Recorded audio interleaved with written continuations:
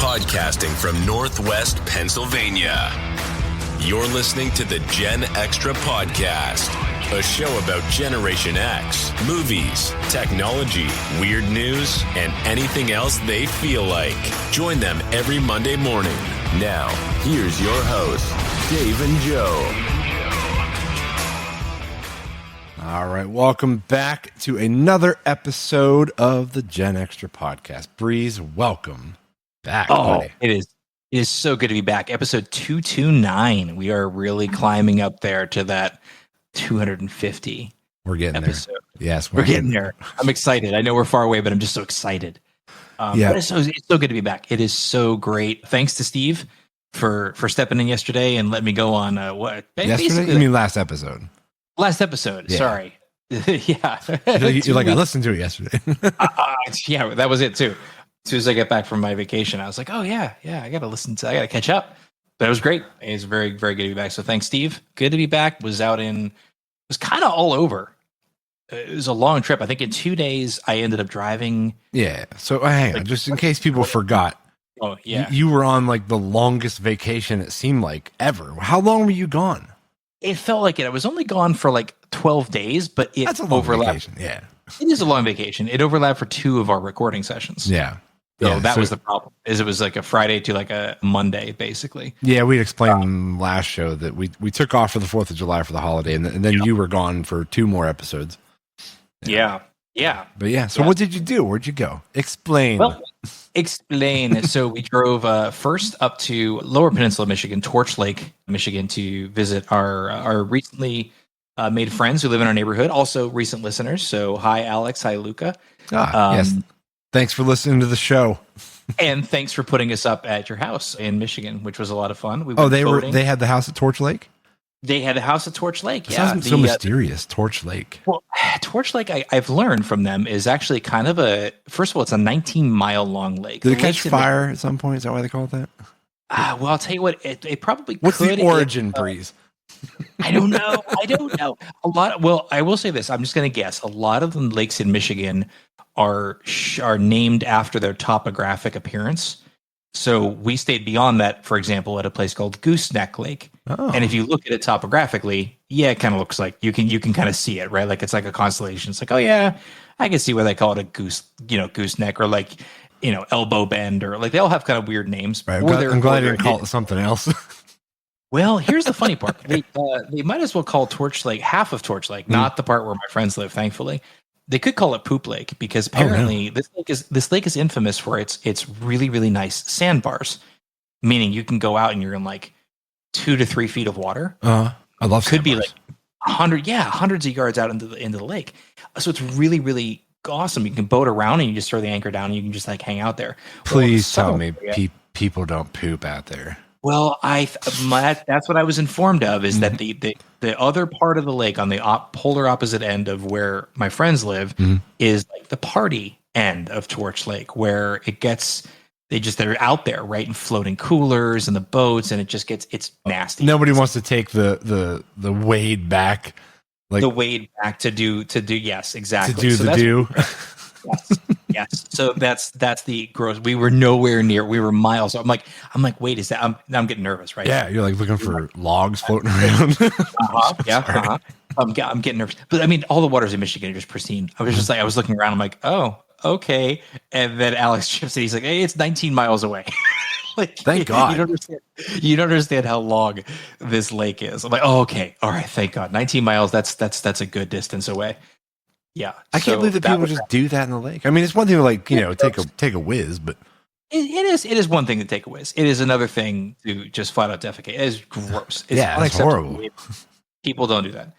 But it was a lot of fun. But I did find out, and I was talking with one of our friends, and she said, "Well, she goes, oh yeah, how can I listen to your show?" I'm like, "Well, it's on Spotify." She said, "Oh, I don't have Spotify." Apple Podcast. Oh, as I said, there's podcast, and Alex jumps in, goes, "Whoa, wait a minute! You got to understand, this isn't your fault, Breeze. this is because she doesn't have headphones, and she doesn't have Apple, she doesn't have any of that stuff." I'm like, "Well, how are we going to listen to it when you're running?" She was like a BlackBerry. She doesn't. That's the funny part. She doesn't. She has the phone, but she doesn't actually like have any music apps or anything like that. She's like, "Well, I want to listen to something while I'm running." He just looks, he goes, "How?" He goes, "How are you going to do that? You don't have headphones." I'm like, "Do you need me to buy you headphones?" Right? Does she have an Apple or does she have an Android? It's an Android. Oh, well, that's part of the problem there. But I was going to say, because like, Apple users, I mean, the app comes on the phone, like the podcast app. It does. So yeah, no, she's not using it. But I knew I would mention that. It was really funny. It came in the context of we were talking about running because I'm testing for my 3rd degree black belt in a year, but I'm going to start running again to prepare for that. Sure, because that's your first defense. He is my first run away. Run. Yeah. Yes, absolutely. Like all good black belts, we were trained to run from fights. But yeah, she goes, "Oh, you have that 20-minute running playlist." I'm like, "Yeah." And she's like, "Well, how could you share that with me?" And so that's how this got started. Oh. Yeah, and I got cut off of that because I was like, no, wait, she has no way to do that. I'm like, well, okay, so you need to tackle those questions first, and then I will absolutely share my running playlist with you. But it was just kind of funny. Anyway, side anecdote, that was good. Back to Michigan, great trip from there. That was about, I think, 6.5 hours to get there, and then from there, after a couple of days, went up to Upper Peninsula, which we had never been to that Gooseneck Lake. Nearest towns are like places like Manistee, Mackinac, Bridge, Mackinac. So Mackinac and Mackinac? Mackinac, Manistee, Munising, and there's a third one. I don't know. There's a lot of M cities in Michigan. That's one thing I learned. Mackinac. Yeah, sure, maybe. Yeah, I bet there is. Yeah. Marquette. Marquette is the one that I remember because it's like Marquette Savings Bank. Marquette is also a city. It was the biggest town that we went to up there. They actually had like 3 traffic lights as opposed to the 0 that most of the towns have. It's very rural. You would be right at home. It's basically like where you live. Sounds great. Yeah. Colder. It was very weird for me because, navigation was taking us on roads and it's miles and miles and there's like no cell signal out there. So we printed maps, fortunately. So we were able to get around because you got nothing. Where do you print maps from? Like, is MapQuest still a thing? No, it's print Google Maps. You just you can print Google Maps. Oh, okay. And, yeah. And it was there were some roads that weren't roads. Let's put it that way. And I was really glad that I had the CRV, so we had some all-wheel drive. We had a raised chassis. That sounds great, man. It was actually in some ways it was a lot of fun, but it was a lot of bumpy rides. I'm like, I'm just like destroying the car suspension every mile we go. It sounds like taking a couple roads around my house. It really does. Yeah. It's actually, your roads are paved way better. Trust me. Okay. Yeah. And so we spent a week there and then went back down through Lower Peninsula, over across Ontario to Niagara Falls. Did one night in Niagara Falls and then drove down to Syracuse, New York. Dang, boy, you made a big round trip. Exactly. To take my oldest to a pre-college class in Syracuse University for 2 weeks and then drove all the way back. So, okay. That was a long trip. Wait, for 2 weeks. Wait a minute. Still there? He's there for 2 weeks. Okay. Yeah, all right. Still there. I gotta leave this Friday to go get him. So that's it. That's my life. A lot of the last 2 days of it, between leaving Upper Peninsula, going all the way to Syracuse, Syracuse, New York, and then going back to Cleveland. I think it was like 20 some hours in the course of 2 days. So that was a lot of driving. That's so much driving. God. If it's over like 10 hours, man, that's just like too much. It was a lot. We broke it up as much as we could reasonably. Like, I wasn't Ironmaning that stuff, a family of 4, but it was a lot, but it was a fantastic time. A lot of interesting stuff. I wanted to share one thing with you. I've been saving this for like 2 weeks. Past a semi truck. All right. And, semi trucks, they're long haul and they've all got slogans, right? Yeah. There's slogans for these trucking companies. I don't remember the name of the trucking company, but I committed their slogan to the memory because it was on the back of the truck. Yeah. And on like the little side, I don't know what you call them, by the tires, right? Those little draft skirts that they have. Oh yeah. Go ahead. Are you ready for this? Yeah, I'm on the edge of my seat. On the road to, can you guess it? On the road to take your load. Oh boy. Yep. These are printed all over trucks. Wow. And I'm sorry, but I'm like, did it not go through some approval process? Remember I always said every board of every company needs to have pervert on the board. And that guy went to the Coldplay concert. No, sorry. Man, that was funny. Coming back to that, you're on vacation and you have no internet. And I came back to Cleveland And I'm like, what is going on with this? Like, because all it was just a meme, just this guy and this woman. And I'm like, what am I looking at? Oh, the Coldplay thing, yeah. Coldplay thing, the CEO. And I'm like, oh. I think the most recent I heard about that was I think the dude is going to try and sue. Like, the venue or Coldplay or something. Mm-hmm. For what? Yeah. For what? I don't know. I don't know. I love this concept that somehow he had an expectation of privacy at a concert with 60,000 people. Right. And the woman he's having an affair with. Yeah, who is also herself married, and I guess the third woman who's laughing her butt off. The brunette woman. Yeah, I saw pictures of her. Yes. What's up with her? Is an employee of the company as well. So she was like, obviously she was in on it. Yeah. Yeah. Yeah. The plot thickens. It's a lot. There's a lot of good juicy tea sipping on this thing. Let me tell you. Yeah, I mean, I guess like if you're gonna do that, not that obviously we condone it, but like the last place you'd probably want to go is a public event such as a freaking concert. We were talking about it a little bit. It's like if they were embracing, like that's why they ended up on the kiss cam, because they visibly, I mean, you know how kiss cams work, right? You got a crew of they were a couple camera guys that are scanning for people who look romantically involved. And they were correct in their assessment.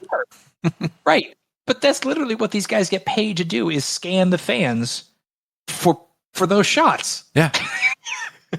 There's like 24 cameras scanning that stuff. I mean, even a smaller venue, right? Like you go to like a Cleveland Monsters hockey game, for example, they're still scanning the crowds for people to cut to on the Jumbotron. Mm-hmm.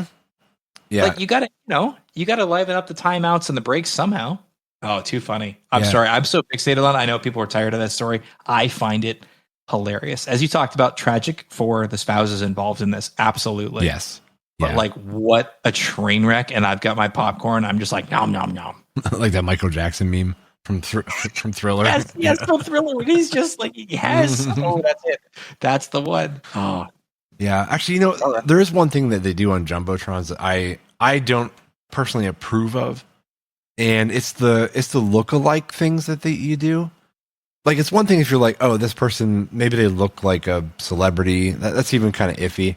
But they'll compare they'll have like, oh, like this guy looks like Yukon Cornelius from Rudolph the Red-Nosed Reindeer, or this guy. It's not necessarily flattering, is it? No, it's not. Like, and I see these, and I'm like, I'd be pissed if I was that person. Like, I wouldn't want to be compared to. What if they put up like Jabba the Hutt or something like that? Like that. Yeah, like, I feel like because they're going to push the envelope. They're going to really offend somebody. At a Jumbotron, at an open venue, I would say no. If you're going to a comedy club and the comedian on stage is going to do that kind of stuff, I feel like that's a little bit more okay, because like it's not great. Like, it's not high comedy, right? But I've been to comedy places where they will do that, right? They've actually done it to my brother, because he was wearing this hat at the time, and this was embarrassing, like decades ago, right? Mm. But he had this kind of Forrest Gumpish looking hat on. Oh no! And he's like, "Oh, Forrest, you run! You got to run, Forrest!" It was like, dude, he's like, "Who's that next to you?" He's like, "Jen, I." Like, was your brother? He was probably mortified. No, he was laughing his butt off. Okay, we went to a comedy show. Like we went to the show. These were two comedians. They were hecklers. It was like a dueling piano style of comedy show. Like that was the vibe, right? That's what you went there for. You went there for the vibe. You went there for like slightly inappropriate envelope pushing humor. Like, that's a venue. If I go to a hockey game, don't tell me I look like Jabba the Hutt. I completely agree with right, you. Yeah. Even also, if I do. Right. But it reminds me of a Key and Peele skit. But anyway.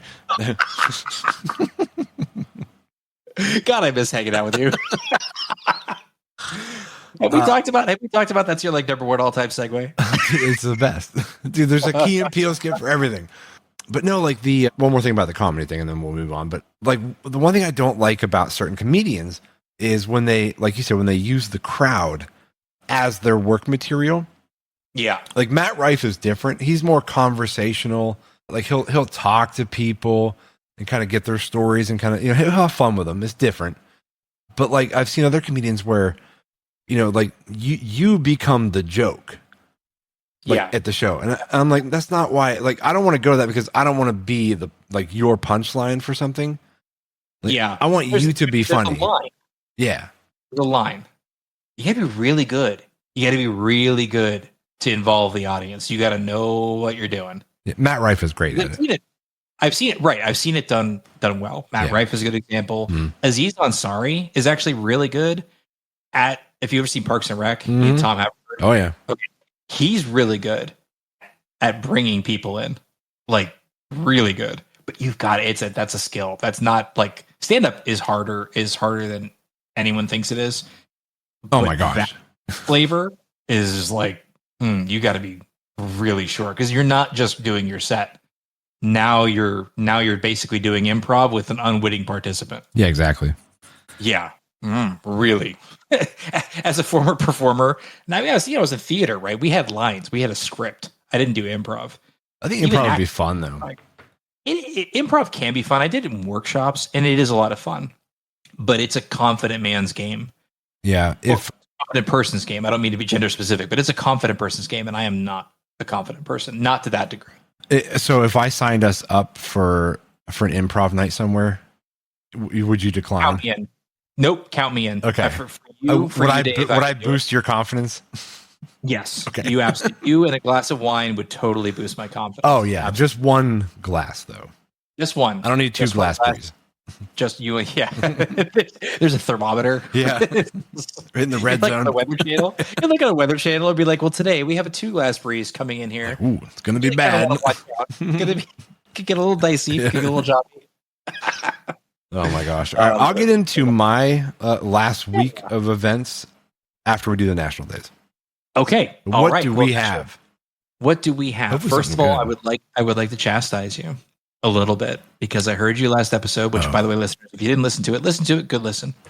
But I got a little shade thrown at the wine and cheese loving crowd last week. All right, look, man. Like, I offered an alternative. I said bourbon and tater chips. I'd be fine with that. Bourbon and potato chips. We got 6 flavors of Doritos here. Mhm. But we do have Tuesday, July 29th. We have National Chicken Wing Day, right up your alley. Do love some wings. Dude, love some wings, and actually brought this up because I have hit my 5-year anniversary at my employment, and you get like milestone credits. You don't get like a static gift. You get points you can redeem with the gift site, right? You getting chicken wings? No, I'm actually thinking. I don't know if I'm eligible for it, if it's a 10-year gift, but there is an air fryer. Oh, okay. On that little marketplace, and I was thinking about that, and specifically your chicken wings. Yeah. In an air fryer and how tasty they are. So celebrate Tuesday, July 29th with National Chicken Wings. If you do chicken wings in an air fryer, there is one pro tip I can give you. All right, give it to our listeners. Don't just put the wings in and hope for the best. You must use baking powder on the wings.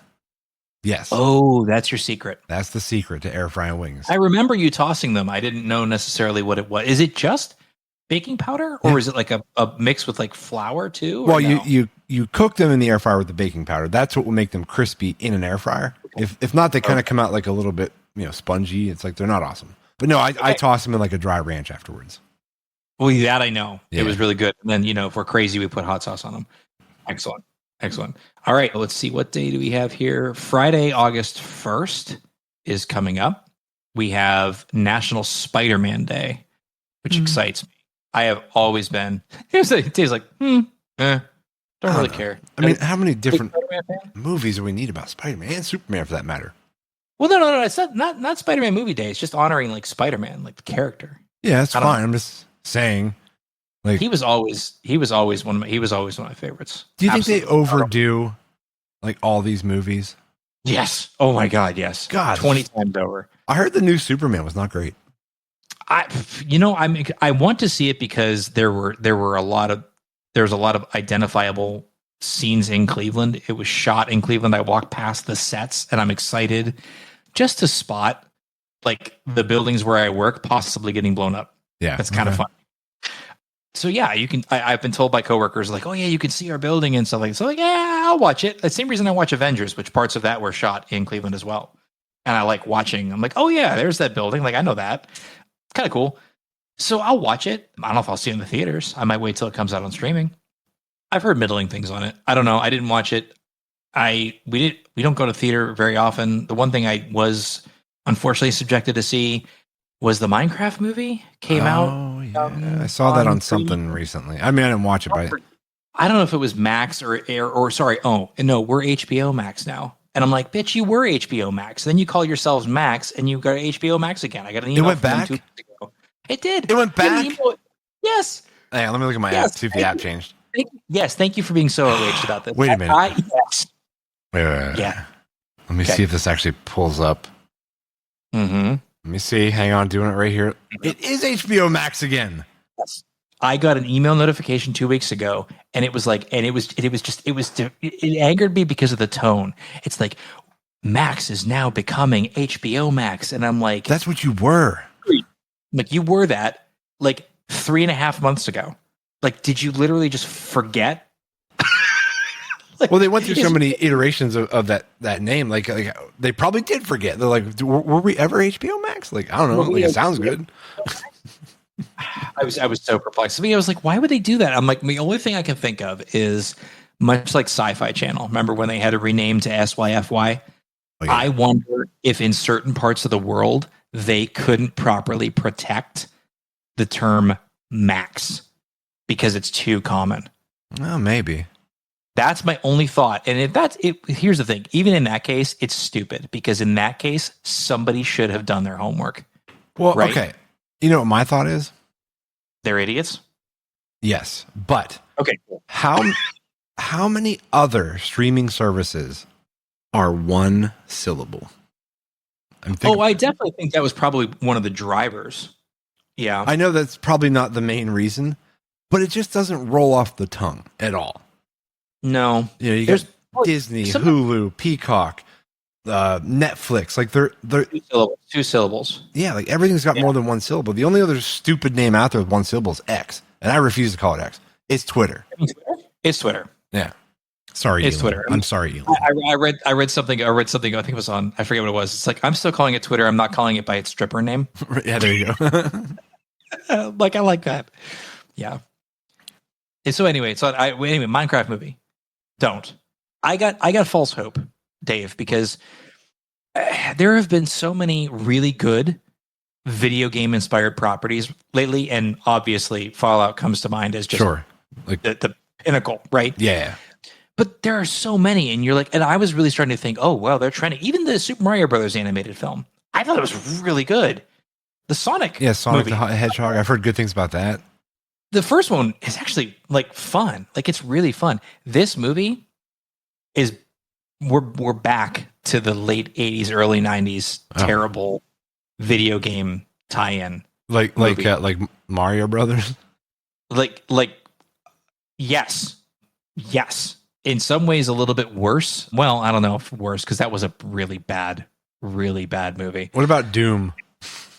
Doom was kind of good, but also really bad. This came up in conversation, and somebody who's seen both of them said that, and I admit I have not seen Doom, and I kind of want to watch it to make my own comparison. And so that's my homework for the show, is I'm going to watch Doom. That's one with The Rock in it, right? Yeah, Dwayne Johnson? Yeah, and Carl Urban's in it. Well, okay, then I'll definitely give it a shot. He was in The Boys. Yeah, like Carl Urban's great. He was my favorite with him was in Thor Ragnarok when he plays. I forget his character name in Thor Ragnarok, but he's the one who's like, behold my stuff. I don't know if you remember him. He's the one who takes over for. No, I never saw that. I never saw it. Oh, okay. You should watch Ragnarok. Anyway, Carl Urban's great. I heard he was in something coming up that was supposed to be. I'm gonna look this up while we keep talking about other things. But anyway, yes, Minecraft movie, terrible crap show. Jason Momoa was actually the best part of that movie. Although I'm starting to think that Jack Black is actually like the cursed monkey paw. Oh no! Like with bad movies. Yeah, well, he was in Minecraft movie. He was in the Borderlands movie, which, as we all know, was a steaming pile of dog turds that actually I think lost 90% of its money. Oh yeah, they did not do good. Yeah, it was at Lionsgate, because they did that and The Crow in the same year. The Crow was not good either. We talked about that one on one episode. We did talk about that, but that was the same year as Borderlands. I'm still surprised Lionsgate has a company. Like, Anyway, sorry. Well, So, actually, since we're on a little bit of a review kick here, we are. a TV show review. If you were ever a fan of Dexter from, 15, 20 years ago, like when Dexter was popular. Like the serial killer dude? Yeah. Yeah. They've been through a couple different shows now. They did Dexter. What's it called? Like, I don't know, but it's like a prequel to Dexter's when he was younger. They did that one. Okay. They also did Showtime made like the final season of the regular Dexter show to kind of give some sort of real ending to his character, which was much needed and it was really good. Like it was so good. In fact, this came out about 3 years ago, maybe 3 or 4 years ago. But anyway, the audience, all the Dexter fans out there, they just wanted more. And I think that they kind of saw this, that there was like still a demand to see more of, this anti-hero, serial killer movie or show. And they just released Dexter Resurrections. It just came out about 4 weeks ago. And my wife and I are caught up on it now. But dude, it is so good. Like it is fantastic so far. And I really fell off that show. I did not get. It's not like I fell away from it. I like the show. Do not get me wrong. But it was at a time when like there were just too many other things vying for my time. No, I get that. Failed to keep watching it, but it clearly has a well-deserved fan base from all I can tell. Yeah, it's fantastic. I've never met anybody who did not appreciate that show that saw it. Oh, it's Mortal Kombat 2. Carl Urban is in Mortal Kombat 2, which is coming out in October. Mortal Kombat 2? Oh, yeah. the one they put out recently. Yeah. Recently being like 4 or 5 years ago. But yeah. Okay. Yeah. I guess it's kind of exciting. So I didn't love that one they put out like 5 years ago. Yeah. Well, and here's the fun part that I like is he plays Johnny Cage. Wait, who does? Carl Urban. Oh, ooh, nice. Okay. Yeah, he plays an older Johnny Cage. And I'm like, that's actually really fun. Because I really like Carl Urban, mainly from The Boys. Because like he just kills it. Oh, I think he's a really fun actor. Before we wrap up this movie time with Joe and Dave, yeah. Yeah, and we'll get back to the last, National Day or two if you have any more. Oh, that was it. Was Spider-Man. That was the best. That was okay. The best. Well, then I'll finish up this a little bit here with one more movie recommendation or not. Happy Gilmore 2. It finally came out. Did that come out already? Oh my God. It came out Friday, 2 days ago from recording this, so the 25th. Okay. Yeah. Is it theater or streaming? Oh, it's no, Netflix. It's a Netflix. Yeah. Yeah. My wife and I watched it last night. And I liked it. We both enjoyed it for what it was. Okay. It didn't go in the direction that we thought it might. It was cameo central, dude. He was just calling in everybody he knew to be in this movie. Like that's Adam Sandler's MO though, doesn't he? Just always do that? He does, but this was like even worse. Some of the cameos are pretty fun. But like good Lord, I'm looking at the cast list. You are not kidding. No, it's a lot. But the first half of the movie, the first third maybe, was actually really good. Like I was really enjoying the build to what was to come in this movie. And it started taking this weird kind of turn, and they ended up, I'm not spoiling anything here, but there was a new golf league that was coming up that was going to compete with the traditional, gold jackets of like, PGA Tour winners, stuff like that. And it was supposed to be like this fun, zany, like goofy, slapsticky, exciting new golf league. And that's where like, that's where they had to like, that's where the movie went. They had to compete with this golf league, like to see who was going to be the best and who was going to take. Anyway, it was fine, but it was really, really weird. But in not a terrible way. It just didn't go where I thought it was going. But no, well, it costs nothing, right? If you already got Netflix. Yeah, if you're a fan of the original Happy Gilmore, definitely this is worth a watch. It's still fun to watch. But yeah, it was just odd as all. That's all I'll say. All right. So what else? What? Cool. Yeah, there's that segment. Going to get into what you did. Now we did. There were many national days. Just chicken wings and Spider-Man. Yeah. We talked about movies and all that good stuff. Yeah, we do have a weird news story after I kind of recap my week. Yeah. So this was kind of like my vacation. My wife took a week off just because we had a lot of trips planned to Pittsburgh for different reasons, and so we're both took the week off. And on Monday we went down because Monday was my daughter's actual 21st birthday, and we took her out to dinner. I went to like Storm and Crab, had a good meal there, and drove home that night. So it was just dinner and just hanging out. And then on Tuesday, we went back down to Pittsburgh. So the next day, and went to the Shinedown concert at PPG. Ooh. Which was awesome. Yeah, it was. Okay. Yeah, it was so good. Did you end up on the Jumbotron? No, I don't think so. Failure. I know. But actually, Bush opened for Shinedown. Really? Oh, I'd like to see. How were they? How were they as an opener? Yeah, they were good. It was great, dude. It was nice hearing some Bush songs live. I've never seen them live, but actually Oh, go ahead. I was during the show, we got up to grab an overpriced beer, and as we were gone, like we were literally gone for like, I don't know, 5 or 6 minutes. Like the beer thing wasn't even that far, and in the time that we stepped up, got our beer, and came back, Gavin Rosdale was literally standing next to our seats. Oh my gosh. Yeah, he came up into the crowd and was performing as he's walking, like he's hanging out like in our section for some reason. Like he was in our section. And yeah, we totally missed him. Really? Oh no. Really? Yeah. Yeah. I was a huge fan of their music in high school. Oh, dude, me too. Like I had the CD. I would listen to that stuff. Like there's an acoustic version of Come Down. Mm. One of my favorites still to this day. I'll listen to that stuff nostalgically. Yeah. Huge.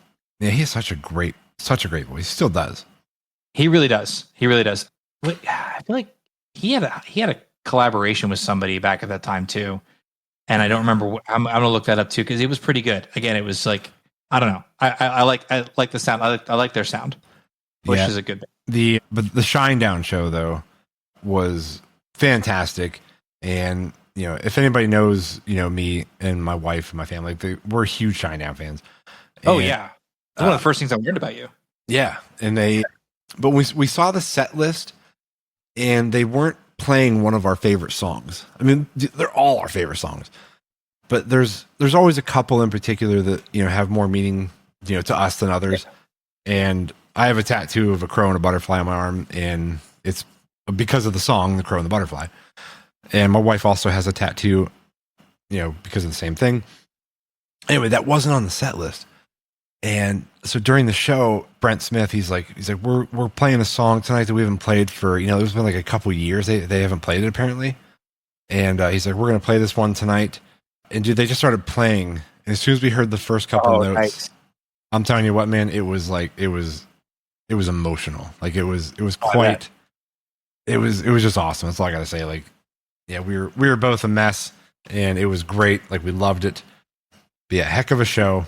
You were buzzed on overpriced beers. No, that's awesome. And to hear your favorite music live, like every chilling, isn't it is, and like every song they play, like we love their music. It's just always so good because it's so relatable for anybody to listen to, and kind of like make connections to your own life. Listen to their music. Oh yeah, absolutely. And there's just I've recently become really like, I appreciated it before, but then for so long, because of the pandemic and extenuating circumstances, you don't go to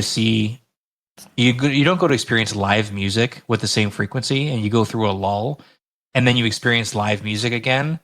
Not even like lyrical, like live music. Like we went down to Blossom, which is the Cleveland Orchestra's summer home. It's like an outdoor amphitheater. We did Harry Potter. But the orchestra, you've been to these, or at least heard of these, right? Like the orchestra. I've never been, but yeah, I know what they are. Yeah, well, they're playing John Williams' Harry Potter score, which I'm a John Williams number one all time. That's just such a great dude. That's such a great score. Yeah, he's so amazing, and the Cleveland Orchestra is really good. And to hear that, we've seen Harry Potter. I've seen Harry Potter a lot, but then you hear that music live, And my God, does it just hit you? Yeah.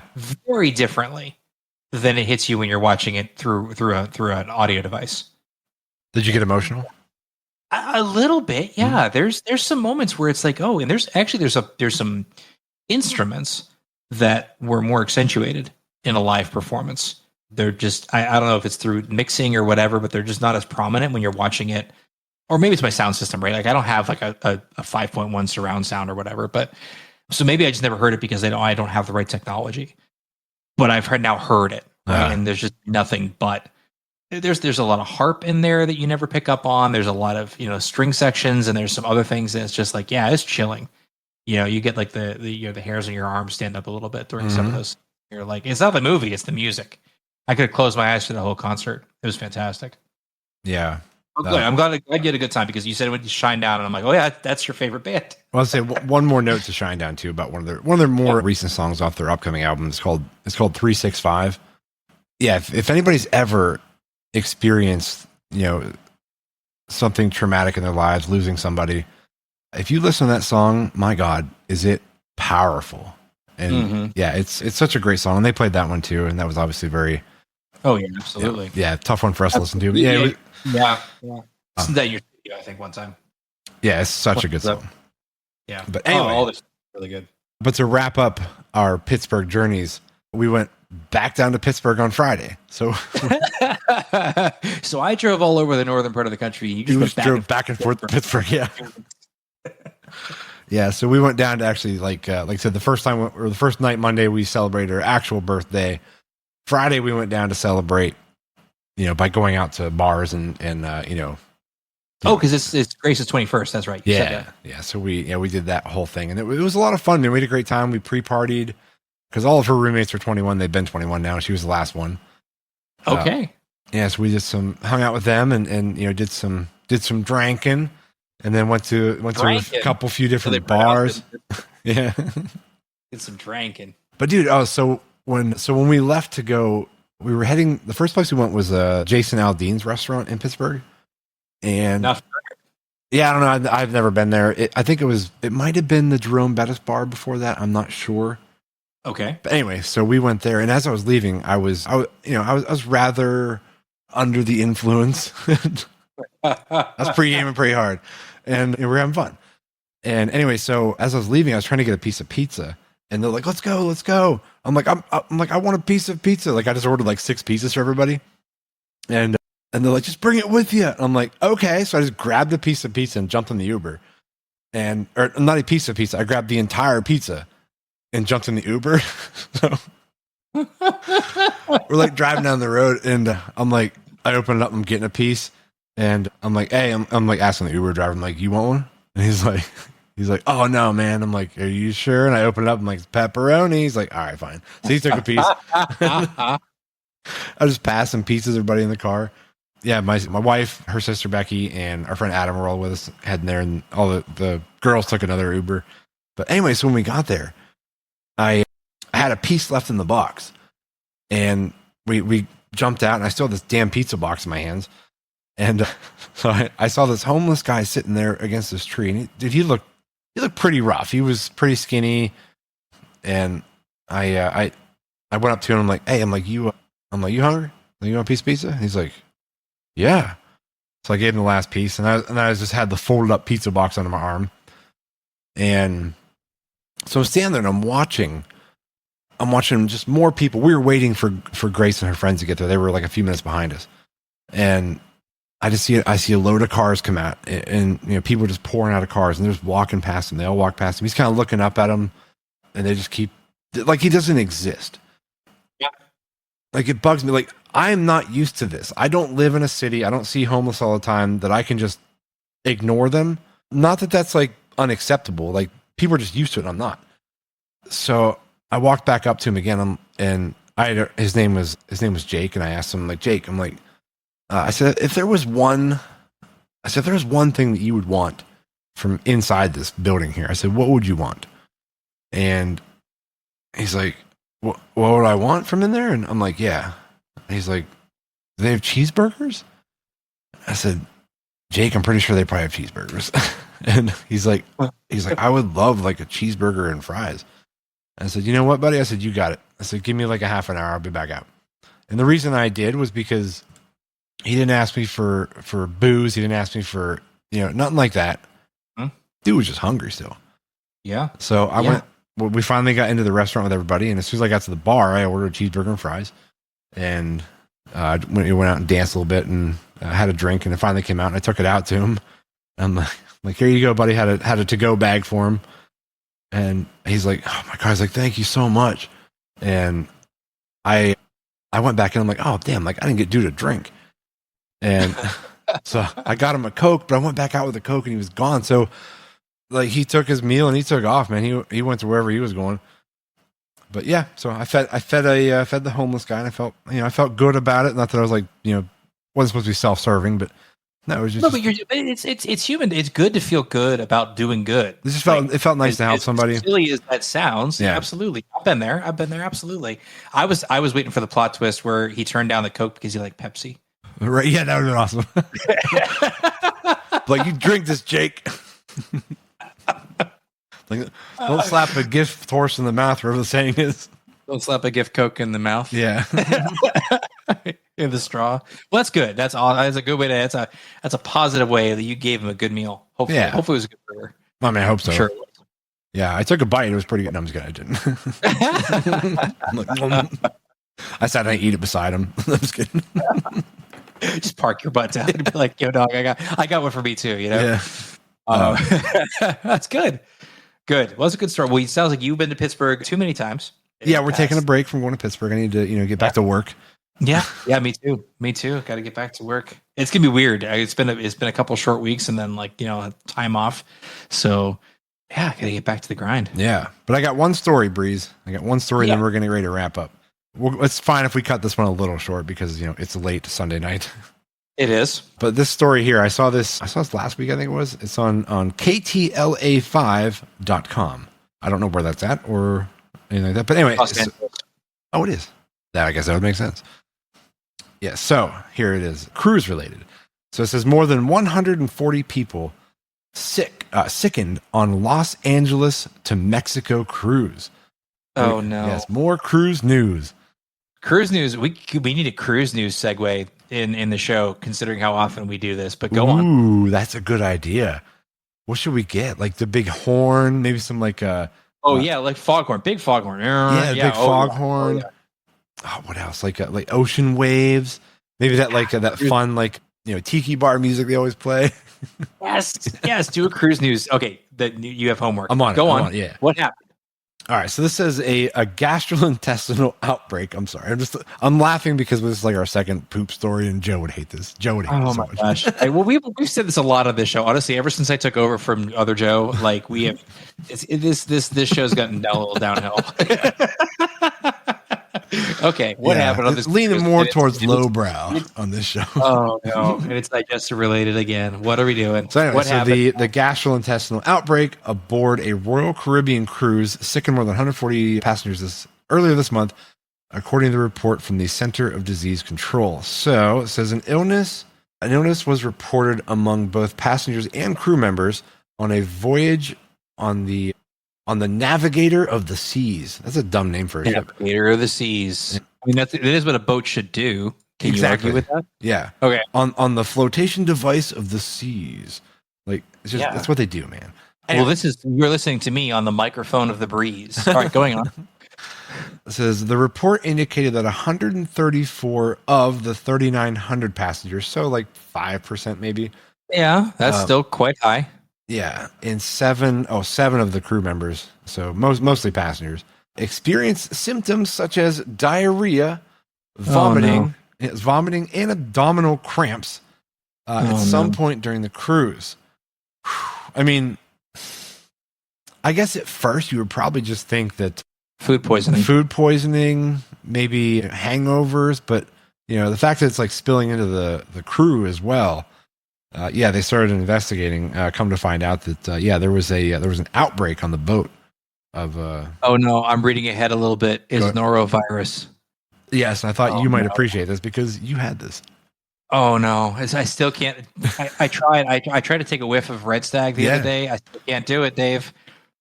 And it wasn't, now for my listeners, it wasn't because I got overwasted on Red Stag. Mm-hmm. That was not it. It was just a coincidence. But it just, after I had some Red Stag the night before, norovirus hit me like a ton of bricks, and my brain associates those and just the smell. So being I miss it. you, I miss it so much. yeah, since you are like I've never had norovirus. Oh God. So you are the one who had the experience. So what were these passengers going through? How bad was it? It's the sickest I've ever been. I've had bad flus. Mm-hmm. I mean, hell, I've had a heart attack. I've been in a bad way. Can we back up for a second? Well, yeah. You just skimmed over your heart attack? I thought we already talked about that. Honestly, I kind of vaguely remember this happening a while ago. Oh yeah. I mean, I was 19. Mm-hmm. I was 19 and I had an arterial spasm, nerve spasm, Mm-hmm. caused some of my heart valves to malfunction, and I suffered a heart attack. Now, it's funny you mentioned that you just glossed over it. I'll share a little bit about the story. But so I was feeling chest pain, Mm-hmm. and I don't typically have problems. And I'm like, this just doesn't feel right. Went to the hospital, did the EKG, whatever. They're following their protocol for heart symptoms. Sure. Some of the pain is subsided. And doctor comes in and he goes, well, your EKG levels were high, which is commensurate with a heart attack. And so what we recommend, and he just glosses right the fuck over it. Oh, so he glossed over it too. Like it's just, he just glossed right over it. you can't say heart attack to somebody. And I did exactly what you did. You're like, well, back up. Yeah. Back up. Like, I'm 19 years old. Like 19. That's so weird. Your daughter just turned 21. Can you imagine that? Like, that's No. crazy. Yeah. So I was in the cardiac ICU not cardiac ICU. I was in cardiac care, ward of the hospital. So it was me, the 19-year-old, and the next youngest person was 82 in the cardiac ward. Oh. So yeah, it was like living in an old folks home for a week. They kept doing that for a week to watch you. Well, because they didn't know what caused it. Oh. And that was because my cholesterol checked out. It was fine. I had the flu a few days prior, so I was really not, like, initially what everyone thought was, oh, yep, Breeze had too much caffeine, right? Right. But I hadn't for like 2 or 3 days because I was feeling sick. So I was like on like clear liquids, right? I was actually eating healthy, drinking healthy, minimal amounts of like whatever I could keep down. And then on that third day, I'm like, this isn't the flu.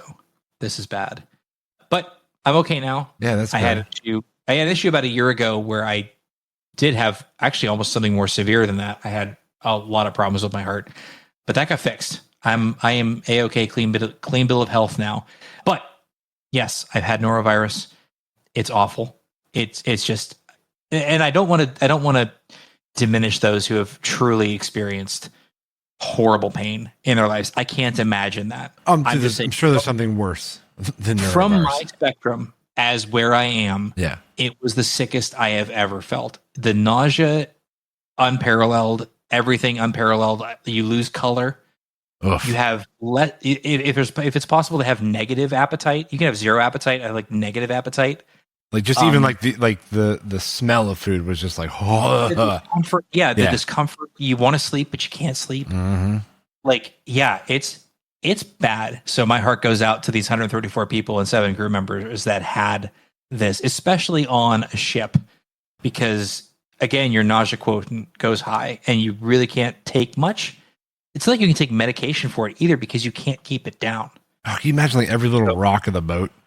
Well, that's what's terrifying me about this whole thing. Honestly, when I saw it was norovirus, I'm like, I can't imagine being on a watercraft, right, with this and being sick. Ugh. Like that's just we gotta have more uplifting news stories. Can we make that a new mission? Okay. We should. We'll try and find something more fun next time. So they don't even know what caused it. I'm looking at this news story. I don't know. Someone had it apparently when they got on the boat. Yeah, well, that's exactly what it is. It's contagion, and this is. I'll be honest with you. This is what scares me about buffets.